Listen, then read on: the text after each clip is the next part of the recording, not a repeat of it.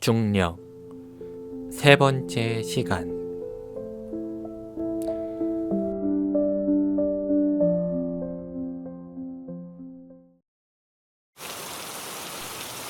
주말에는 아침부터 비가 내렸다. 하늘에서 굵어진 물방울들이 중력을 견디지 못하고 떨어져 내렸다.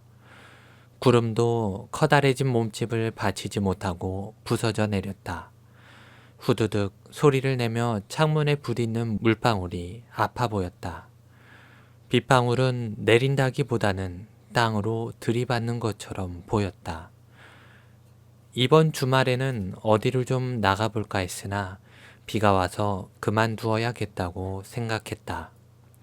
이런 날엔 집에 있는 것도 썩 나쁘지 않았다. 어딘가 쓸쓸하면서도 포근한 느낌을 주기 때문이었다. 방 안에서 빗소리를 듣고 있으면 어딘가 속이 시원해지기도 했다. 어느 화창한 휴일 방 안의 기억이 문득 떠올랐다. 가둔 사람도 없이 방 안에 갇혀 해가 조금씩 기우는 것을 몸부림치며 지켜봤던 기억. 차라리 비가 와버리는 날과는 달리 화창한 날일수록 나는 괴로워했었다. 무엇인가 하고 싶고 해야만 하는 강박 때문이었는데 나는 그 무엇을 결국 알지 못해 방에서 한 발짝도 나오지 못하고 몸부림치기만 했었다. 마치 방이 내가 그것의 이름을 말하기 전까지 내보내주지 않겠다고 한 것처럼. 마음이 시들시들해질 무렵에야 나는 깨달을 수 있었다. 그 무엇이 무엇인 줄 알고 집을 나서는 사람은 없다는 것을. 그리고 집이란 얼마나 커다란 행성이었는지도 말이다. 며칠 후 수업 중에 고무동력기 하나가 교실 뒤편에 놓여 있는 걸 발견했다. 고등학교에서도 저런 걸 했던가 생각하다가 말을 꺼냈다. 저거 언제 날리나요? 아이들의 시선이 교실 뒤쪽으로 몰렸다. 한 아이가 말했다. 점심시간이요, 선생님. 고무동력기가 나는 모습을 보고 싶어 밥을 먹고 스탠드 주변을 어슬렁거렸다. 정 선생도 함께였다. 이 선생님은 어렸을 때 고무동력기 좀 날려보셨어요? 저는 초등학생 때만 좀 날려봤었네요. 그때 잘 날리셨어요? 중간이었죠, 딱. 잘 날리는 아이들은 학교 밖이나 건물 옥상까지 날리곤 했었는데 말이죠. 그리고 저는 고무동력기보다는 글라이더를 좋아했어요. 고무동력기는 재미있긴 한데 잘 날다 보니까 한번 날리면 꼭 어딘가 망가지거나 부서져서 싫었죠. 정 선생님은요? 저는 직접 날려본 적은 거의 없어요. 남이 날리는 걸 보는 걸 더 좋아했거든요. 잘 날리는 애들이 있으면 신기하게 보고 그랬네요. 잡담을 하는 동안 스탠드 중앙 단상 쪽으로 사람들이 모였다. 6명의 학생과 2명의 선생들이었다. 뭔가를 하는가 싶더니 차례대로 고무동력기를 날리기 시작했다. 고무동력기는 대부분 잘 날았다. 어릴 때 어설피 만들고 놀던 것과는 다르게 비교적 전문적인 것처럼 보였다. 시원하게 날아오른 그것들은 그러나 한편으론 어딘가 염려스러운 마음을 불러일으켰다. 한번 부딪기만 해도 떨어져 버릴 것이었기에, 떨어지면 적어도 한쪽 날개가 부서져 버릴 것이었기에, 다행스럽다고 해야 할지 불안해 보이면서도 그것들은 단 한 개도 떨어지는 모습을 보이지 않았다. 높이만 솟아 건물로 올라가 버린 것도 있었고 멀리 날아가 시야에서 사라져 버린 것도 있었다. 교무실로 돌아와 보니 자리에 종이 몇 장이 놓여 있었다. 뭐가 적혀 있어 자세히 보니 시였다. 세원이가 가져다 놓은 모양이었다. 시들은 세원이가 예민하고 고민 많은 아이라는 것을 느끼게 했다. 발상이나 심리가 어쩐지 동우와 닮아 있다고 느끼게 하는 아이였다. 문득 동우가 했던 말이 떠올랐다.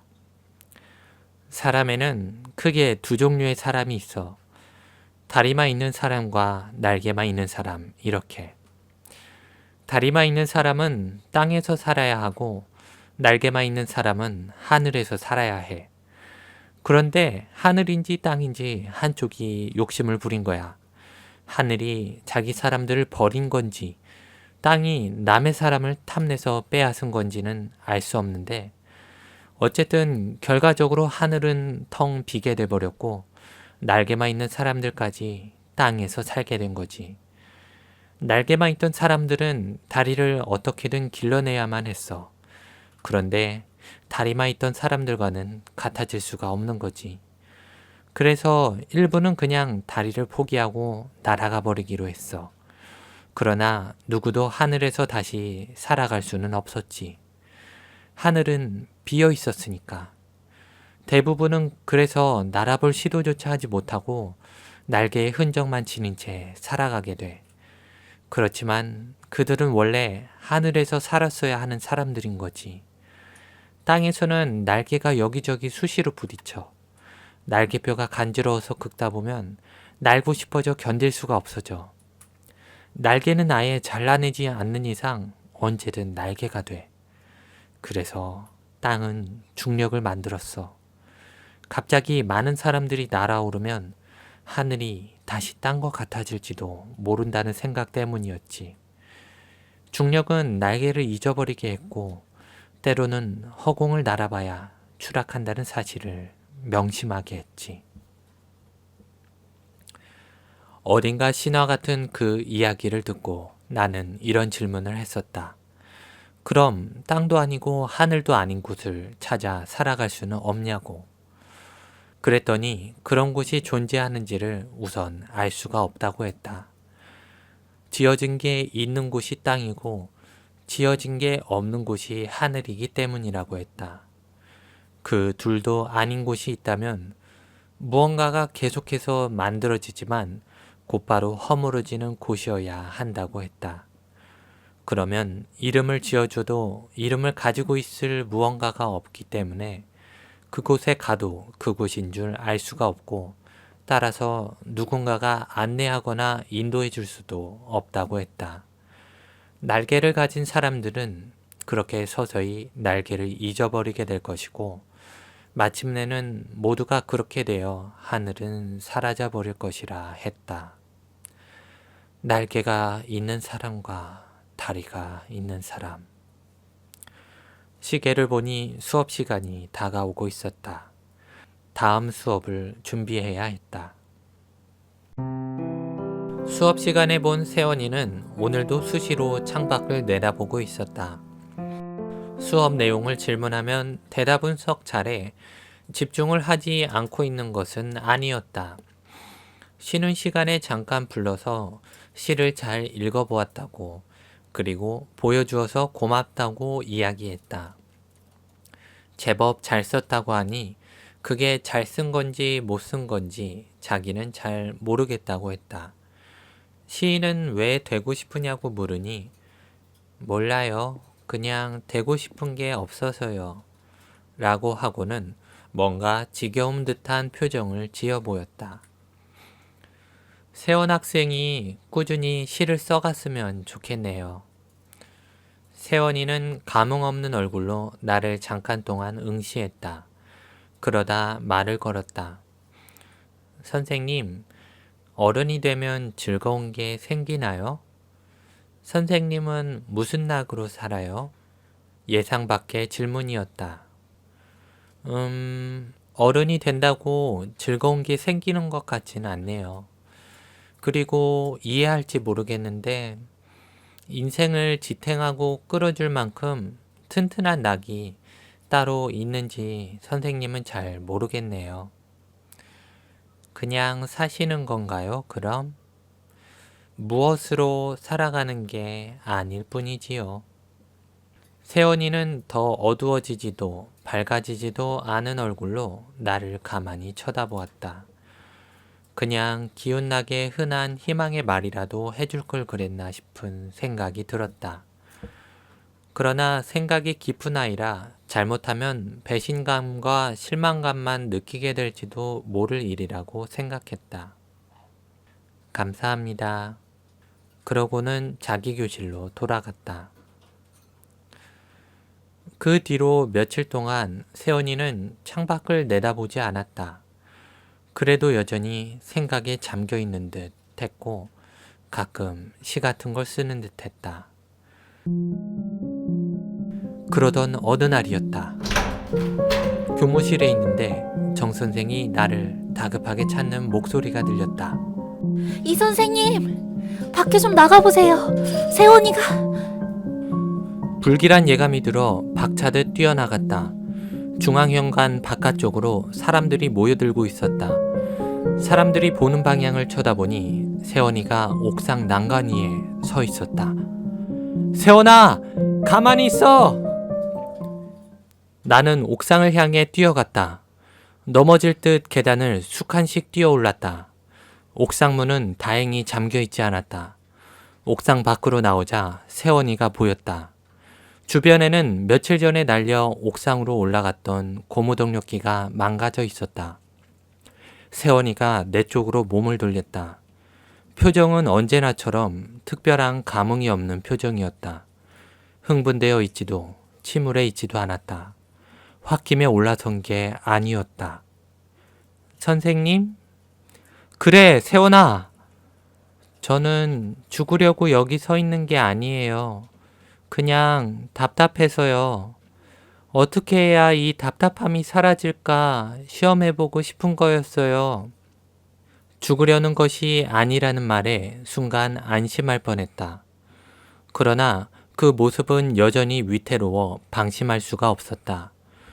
시험해보고 싶어서라는 말에는 쭈뼛해지는 느낌이 들었다. 그래도 대화할 수 있는 상황이라는 점에 나는 침착해지기로 노력했다. 뭐가 그리 답답한 거니? 그냥 모든 게 다요.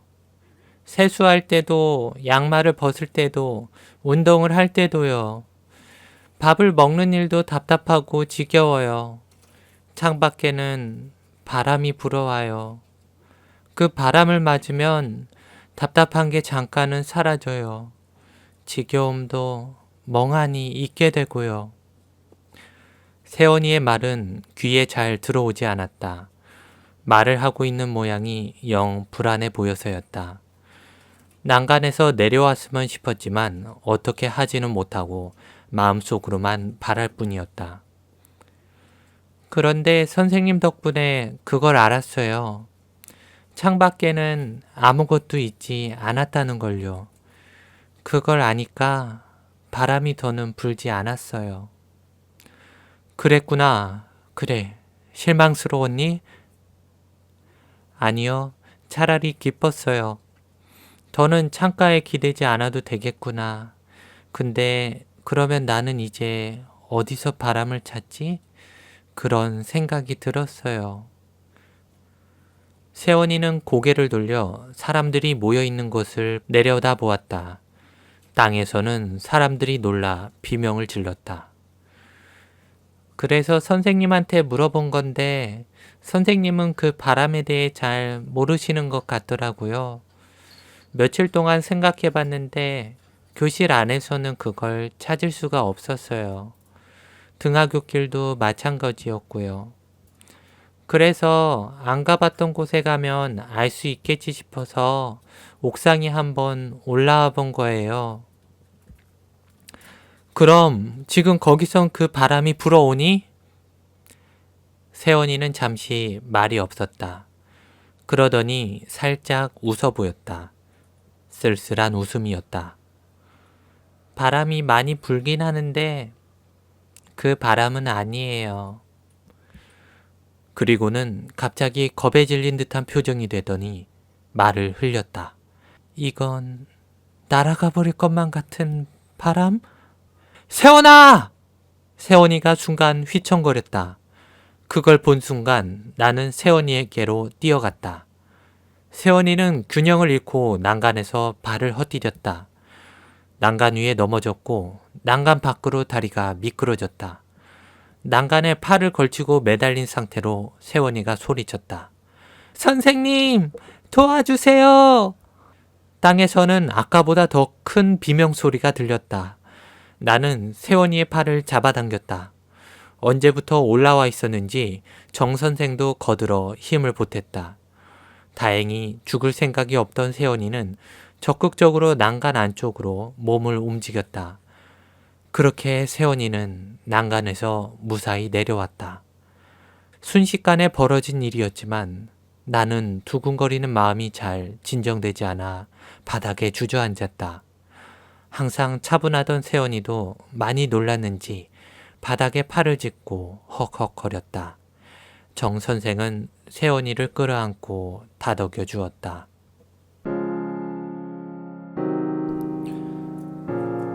내가 세원이를 부축하며 옥상에서 내려가는 동안 정 선생은 내게 고맙고 미안하다고 하였다. 나는 뭐라 말할 정신도 아니었고 뭐가 고맙고 뭐가 미안한지 모르겠다는 생각이 들었다.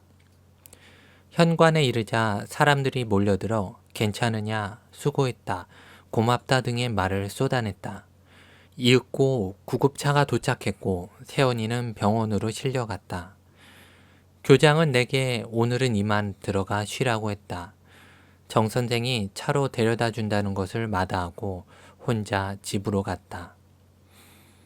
집으로 가는 길은 한산했다.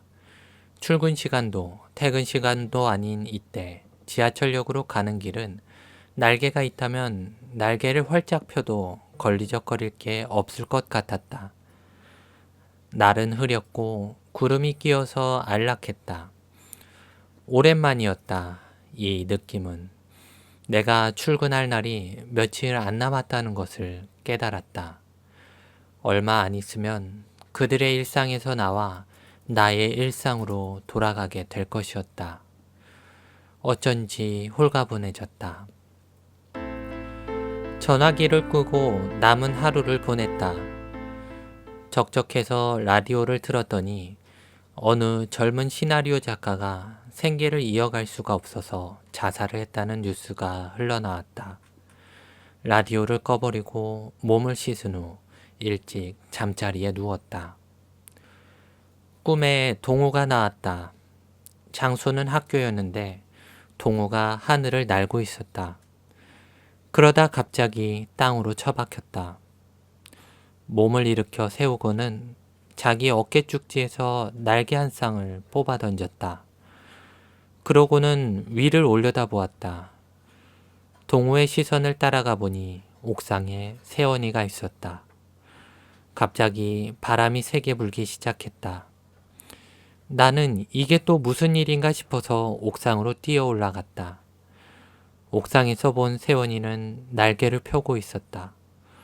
그러고는 난간 위에서 뛰어내렸는데 날개로 바닥까지 안전하게 활공했다.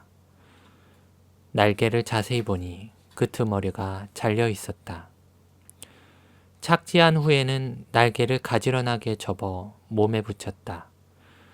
난간에서 그 둘을 멍하니 바라보는데 동호가 웃는 얼굴로 내게 손을 흔들어 보였다. 바람이 잔잔해지면서 꿈에서 깼다. 다음날 학교에 갔더니 동호가 출근해 있었다. 나를 본 동호가 고맙다며 포옹을 해주었다. 동호의 얼굴에는 대상포진 흉터 같은 것들이 나 있었다. 아직 괜찮아 보이진 않았지만 이만하면 됐다 싶은 생각이 드는 모습이었다. 나는 동우에게 말없이 미소를 지어 보였다. 정 선생은 세원이는 괜찮다고 했다. 살짝 멍들고 긁힌 상처뿐이라고 했다. 그래도 사흘 정도는 쉰 후에 등교하게 될 거라고 했다. 그리고 세원이가 병원에서 나를 찾았었다고 했다. 세원이는 떨어질 듯한 순간에 엄청나게 거센 바람을 느꼈었다고 한다. 난간 위에 설 때까지는 바람을 느끼지 못했는데 내 말을 듣고 나서야 갑자기 바람이 느껴졌다고 한다. 바람은 불지 않은 적이 없는데 자기가 그동안 느끼질 못했던 것 같다고, 바람을 찾으려고 더는 고심할 필요가 없어진 것 같다고 말했다고 한다. 정 선생은 이 말을 전하면서 자기는 무슨 의미인지 잘 모르겠지만 세원이가 고마워하고 있음은 알 수 있었다고 했다. 그 말을 들으면서 나는 세원이가 아직 답답함을 완전히 벗어던지지 못했음을 직감했다. 그래도 그만하면 무모한 일은 저지르지 않겠다 싶었다. 적어도 다치는 일은 생기지 않을 것이었다. 몇 가지 짐을 정리하고 학교를 나왔다. 등교하는 아이들이 계속해서 옆으로 스쳐 지나갔다. 나는 앞으로 가고 있었고 아이들 또한 앞으로 가고 있을 뿐이었다. 동우는 나가는 길을 배웅해 주었다. 조용히 걷다가 문득 떠오르는 게 있어서 말을 꺼냈다. 세원이 학생기록부에는 장래희망이 교사던데. 동우는 내가 무슨 말을 할지 알겠다는 듯 웃으며 이야기했다. 그래, 내가 그렇게 쓰라고 했어. 동우의 얼굴은 보기 좋은 표정이었지만 그것 때문에 어딘가 불쾌했다. 세원이가 옥상에 올라간 건 너 때문이야. 물론 세원이가 죽지 않은 것도 너 때문이고. 그러고는 얼굴에서 웃음기를 없애고 고개를 돌려 덤덤하게 말했다. 그래서 너를 불렀던 거야. 마치 이런 일이 일어날 줄 알고 있었다는 듯한 말투였다. 내가 아이들에게 날개를 펴라고 이야기하면 그 아이들은 곧바로 날아가 버릴 거야. 그리고 붙잡고 있을 게 없는 하늘에서 추락하겠지. 동우는 약간 무서운 표정을 지으며 말을 이었다. 그건 너무나도 고통스러운 일이야. 땅에 처박힐 때의 충격은 견딜만 해. 그렇지만 하늘로 날아올라도 결국 할 수 있는 게 아무것도 없다는 사실은 그 누구도 견딜 수 없을 만큼 큰 충격으로 다가와. 그런데도 몸을 추스르고 나면 그걸 잊고 다시 날아오르고 싶어져. 날개를 뽑아버리기 전까지는 계속. 나는 그 이야기에 굳이 딴죽을 걸거나 부정하지 않았다. 그건 동우의 경험에서 비롯된 이야기란 걸 알 수 있었다. 그런 걸 지켜볼 수는 없어. 하늘이 없어도 잘 살 수 있게 도와주면 그게 최선이야. 적어도 나는 그렇게 할 수밖에 없어. 너처럼 스스로 날개를 다듬는 새는 별로 없단 말이야. 뭔가 조각이 맞춰지는 듯한 느낌이 들었다. 세원이는 아슬아슬하던 아이였어. 너는 그 아이의 날개를 다듬어 준 거야. 덕분에 한동안은 무사하겠지. 이 땅 위에서. 동우는 마중을 끝내고 학교로 돌아갔다. 그 모습이 어쩐지 행성으로 빨려 들어가는 것처럼 보였다. 어쩌면 동우 스스로도 작은 행성일지 모르겠다는 생각이 들었다. 날씨가 서서히 더워지고 있었다. 6월이 다가오는 하늘은 따사로운 햇살을 넘어 따가워지고 있었다. 산책하기 좋은 날씨는 이제 거의 다 지난 것 같았다. 한동안 중단했던 과외 일이나 다시 시작해야겠다고 생각할 무렵 핸드폰으로 문자가 한 통 날아왔다. 이 선생님, 저한테 시 좀 가르쳐 주실래요?